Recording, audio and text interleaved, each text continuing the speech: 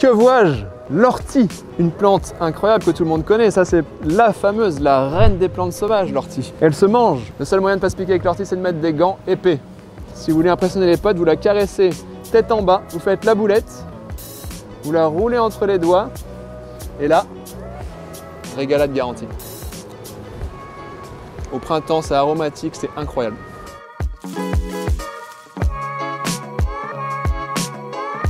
Bonjour tout le monde, je m'appelle Christophe Deaudy, le fondateur du Chemin de la Nature, un organisme de formation qui transmet la belle connaissance des plantes sauvages comestibles et médicinales et des champignons. Aujourd'hui, on va aller voir les plantes sauvages qui poussent en pleine ville. Vous allez voir l'abondance, comme elles sont belles et utiles. Pas besoin d'aller très loin. Tout de suite, nous voyons un magnifique pissenlit. On l'appelle d'ailleurs dent de lion, parce que les lobes de ses feuilles sont bien pointus.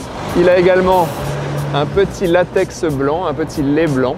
Et quand il est en fleur, le pissenlit, lui, va avoir un pédoncule qui porte une inflorescence solitaire, unique, au bout du pédoncule. Donc ça permet d'être sûr. Tout se mange dans le pissenlit. Bien sûr, ici, on ne va pas le manger, c'est pas optimal. Mais il va servir de nourriture aux insectes et il va permettre de faire des graines qui, elles, vont être prises par le vent et aller se semer un peu partout, et même très loin parfois, peut-être au bois de Vincennes où j'irai le cueillir ensuite. Alors juste à côté, on a le cousin du pissenlit, comme je l'appellerai, qui s'appelle le laiteron. Dans le laiteron, il y a lait, ça veut dire qu'il y aura un latex également, un petit lait blanc. On l'appelle le laiteron maraîcher. Le laiteron maraîcher appartient donc à la même famille que le pissenlit, qui est la famille des astéracées.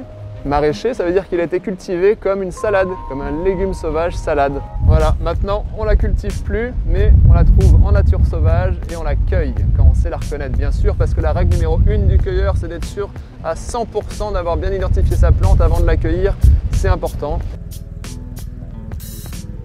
Là on a une petite mignonne délicieuse. Encore une fois, c'est pas là qu'on va la manger, hein. Elle est en fleurs, c'est ce qu'on appelle l'oxalis. L'oxalis, c'est une plante qui va avoir des feuilles trilobées en 3 parties, ça ressemble un peu au trèfle, mais la différence du trèfle, les folioles sont en cœur, alors que le trèfle, non. Et ces fameuses feuilles ont un goût exquis, acidulé, qui rappelle le goût de l'oseille. C'est le genre de plante utilisée par les chefs. On peut en faire des pestos, on peut en mettre dans la salade, on peut en mettre un petit peu dans les salades de fruits, et ça fait une très jolie déco. Regardez les petites mignonnes là. Des jolies petites fleurs, on l'appelle la Véronique de Perse. C'est une jolie petite fleur qui peut être mangée en petite quantité parce qu'on a peu de recul sur elle, donc on les met plutôt en déco d'assiette. De toute façon, il n'y a pas une saveur incroyable, hein, mais bon, elles sont surtout jolies à regarder. Là, on a de la grande ciguë. La grande ciguë, bon déjà, en plus d'être mortelle, hein, ça vous le savez, et pour l'identifier, vous avez sur le pétiole, cette partie-là, des petits points bordeaux. Et il y a des poils nulle part, il n'y a pas de poils. Voilà, bah ça c'est très dangereux. C'est très dangereux si vous en consommez. Par contre, il n'y a aucun danger à la toucher. Vous pouvez lui caresser la feuille comme ça, sans danger. Je pars vous montrer une plante qui défie toutes les idées reçues qu'on aurait.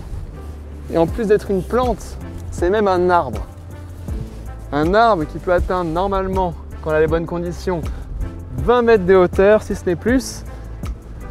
Et le voilà, qui pousse comme ça, dans un mini interstice de mur. C'est un aulne glutineux. Elle a une bonne odeur, les toutes jeunes feuilles peuvent se manger en petite quantité.